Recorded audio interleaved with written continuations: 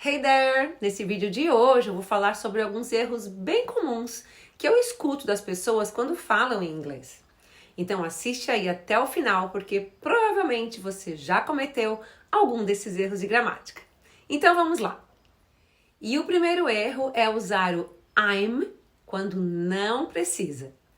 Veja só, eu escuto bastante falarem assim, por exemplo, I'm live em Balneário Camboriú. Fica errado, porque I'm significa eu sou ou eu estou. E não é o caso aqui dessa frase. Se você precisa dizer eu estou morando em Balneário, daí sim usaria I'm living em Balneário.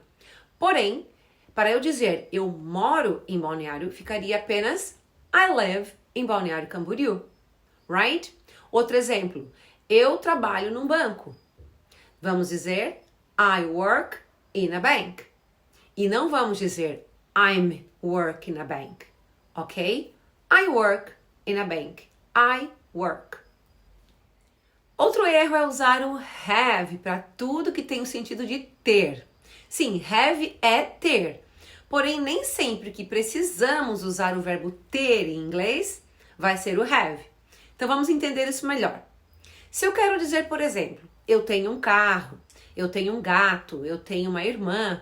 Ok, aí sim aqui vamos usar o have. I have a cat, I have a car, I have a sister. Tudo bem, tranquilo. Estamos realmente querendo dizer aqui que nós temos algo no sentido de posse. Beleza, porém, quando queremos dizer, por exemplo, tem um gato no jardim.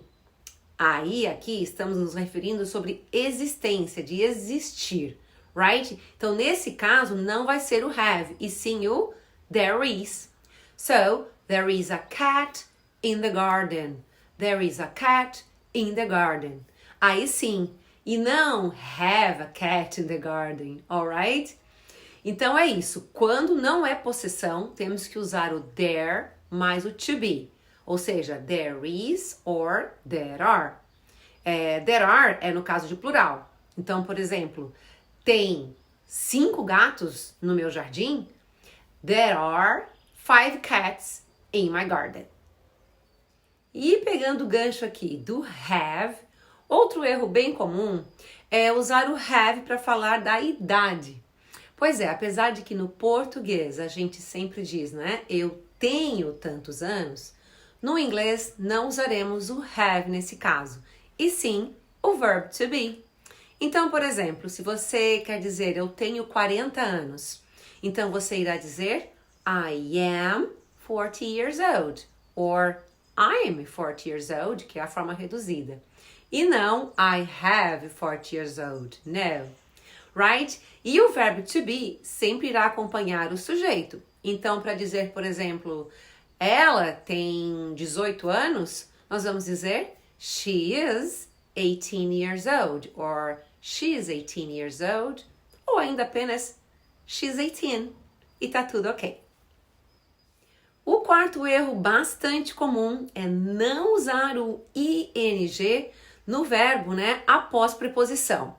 Então, por exemplo, quando você vai agradecer por algum favor, é comum eu escutar thanks for help me. Porém, aqui temos a preposição for. E pela gramática do inglês, sempre após preposição, se vier um verbo, usaremos o ing. Então, o correto é dizer thanks for helping me. Ok? Mais exemplos. I'm tired of working on Saturdays. Eu estou cansada de trabalhar aos sábados. Temos aqui a preposição of, então, of working, right? Outro exemplo. How about going to the cinema tonight? Que tal irmos ao cinema hoje à noite? Então, going to the cinema.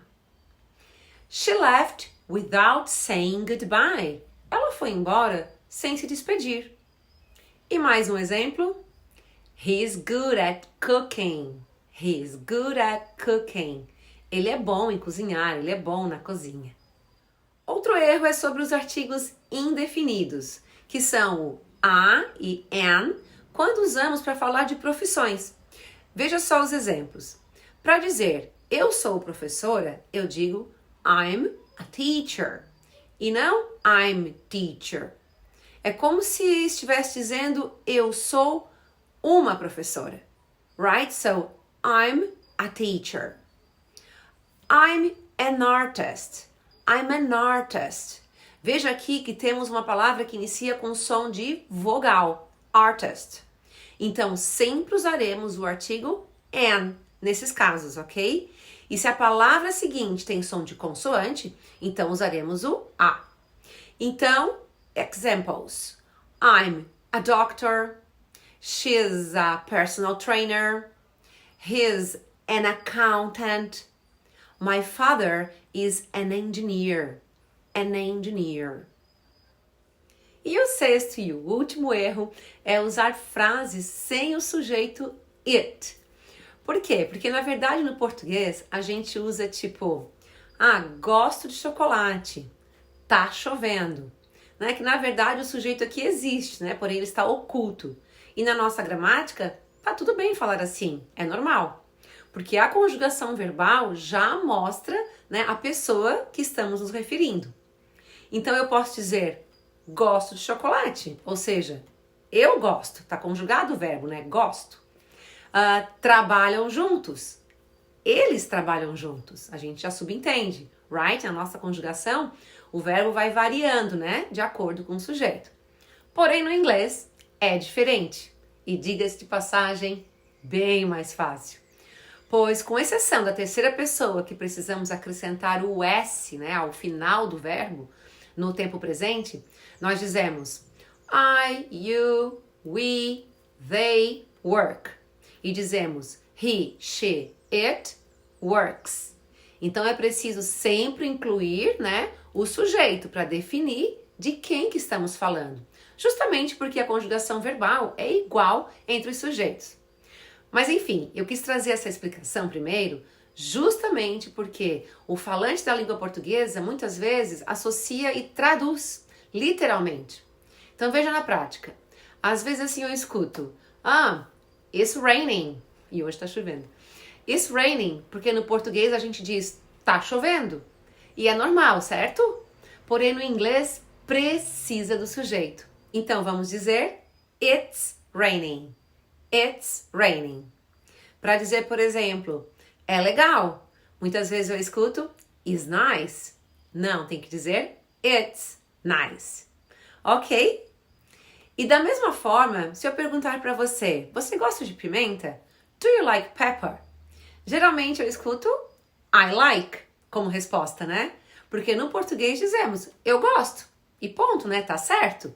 Porém no inglês temos que incluir o it. Então, I like it, né? O it aqui representa a pepper, a pimenta. E só complementando que aqui tem algumas maneiras também de responder essa pergunta, né? Do you like pepper? Você pode dizer I like it, I like it. Ou simplesmente yes, I do. Ou bem completinha, né? Yes, I like pepper. E é claro que a resposta também pode ser negativa. Então, nesse caso, vamos dizer, no, I don't like it. Não esquece do it. I don't like it. Ou ainda, no, I don't. No, I don't. Na resposta curta, né? Short answer. No, I don't.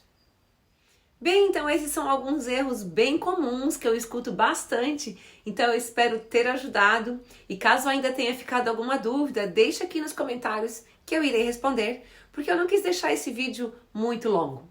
E se você gostou do vídeo, se foi útil para você, não esqueça de deixar o seu like, porque isso me ajuda muito a ser divulgada aqui na plataforma do YouTube. E também você pode compartilhar com outras pessoas que estão estudando inglês e podem até estar cometendo, né, esses mesmos erros. E caso não seja ainda inscrito no canal, aproveita para se inscrever agora mesmo, pois eu estou sempre colocando novos vídeos para ajudar aí na evolução do seu aprendizado. Então é isso. Thanks for watching. Olha aí, ó. Thanks for watching. Preposição for watching. Verbo com ing. Bye bye.